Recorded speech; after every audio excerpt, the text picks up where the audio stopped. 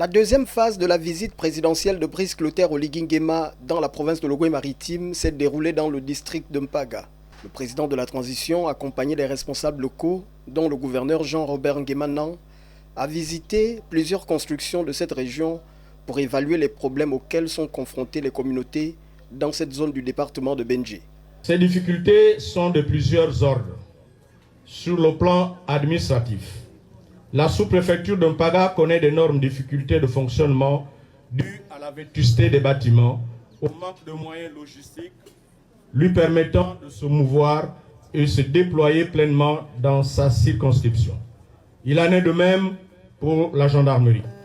Au niveau du collège d'enseignement secondaire, l'internat qui permettait d'héberger les apprenants venant des villages lointains est complètement désaffecté, entraînant une diminution considérable de ses effectifs.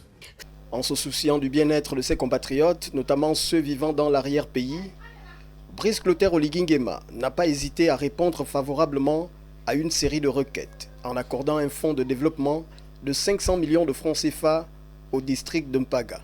Donc l'argent est disponible. On m'a dit que ça fait 100 millions pour refaire l'internat. On m'a parlé d'un groupe électrogène, 60 kVA. Ça fait entre 20 et 30 millions.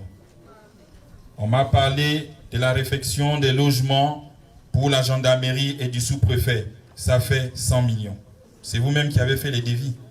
Comment on fonctionne avec le gouvernement, les responsables de la localité, les autorités, avec les populations? Vous vous mettez d'accord.